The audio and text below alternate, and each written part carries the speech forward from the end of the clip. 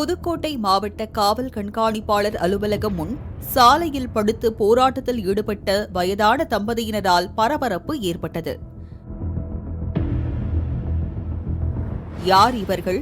இந்த வயதில் ஏன் இந்த நிலை? விசாரணையில் இறங்கியது புதுக்கோட்டை போலீஸ். புதுக்கோட்டை மீனாட்சி நகர் பகுதியைச் சேர்ந்த தம்பதியினர் தங்கராசு, விசாலாட்சி.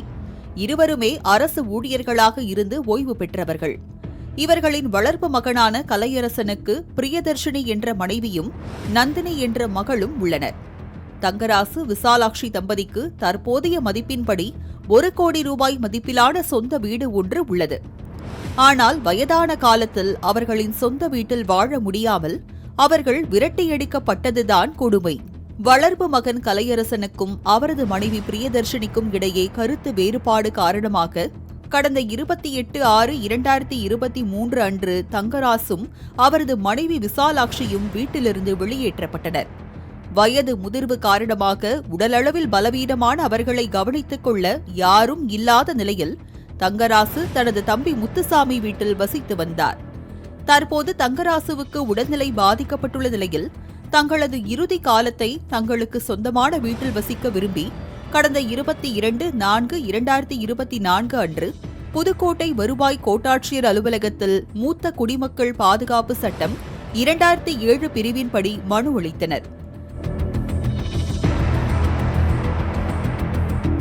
இதன் பேரில் விசாரணை நடைபெற்றது. இந்த விசாரணையில் தங்கராசு, விசாலாட்சி தம்பதி தங்களது வீட்டிற்கு செல்ல எந்த ஆட்சேபனையும் இல்லை என வளர்ப்பு மகன் கலையரசன் தெரிவித்தார். இதையடுத்து அவர்களது வீட்டிற்கு செல்ல கோட்டாட்சியர் உத்தரவு பிறப்பித்தார்.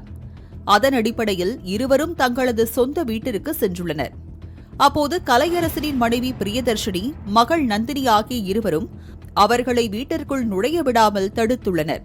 1 கோடி ரூபாய் மதிப்பிலான வீட்டை அபகரிக்கும் முயற்சியில் குண்டர்களை வைத்து மிரட்டியதாகவும் கூறப்படுகிறது. இதனால் மனமுடைந்த வயதான தம்பதி தங்கள் உயிருக்கு ஆபத்து உள்ளதாகவும் தங்கள் வீட்டிற்கு செல்ல பாதுகாப்பு வழங்க வேண்டும் என்றும் புதுக்கோட்டை நகர காவல் நிலையத்தில் புகார் அளித்தனர். இந்த புகாரின் அடிப்படையில் போலீசார் விசாரித்தும் வீட்டிற்கு திரும்ப முடியாத சூழல் வயதான தம்பதிக்கு ஏற்பட்டுள்ளது. இதனால் மனமுடைந்த இருவரும் புதுக்கோட்டை மாவட்ட காவல் கண்காணிப்பாளர் அலுவலகம் முன் உறவினருடன் சாலையில் படுத்து திடீர் போராட்டத்தில் ஈடுபட்டனர். நடுரோட்டில் படுத்திருந்த அந்த வயதான தம்பதியினரை சாலையில் சென்றவர்கள் பரிதாபமாக பார்த்து சென்றனர். புதுக்கோட்டை திருமயம் சாலையில் போக்குவரத்து பாதிப்பு ஏற்பட்டதை அடுத்து அங்கு வந்த போலீசார் அவர்களோடு பேச்சு நடத்தினர். வீட்டிற்கு செல்ல முடியாத நிலையில் தாங்கள் இங்கேயே செத்து விடுவதாக அவர்கள் வேதனையுடன் கூறினர்.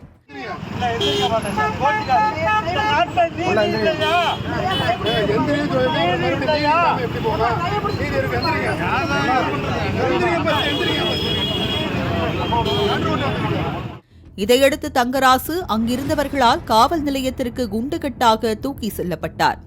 அப்போது அவர் மயக்கமடைந்ததால் மருத்துவமனைக்கு அனுப்பப்பட்டு அவருக்கு சிகிச்சை அளிக்கப்பட்டது.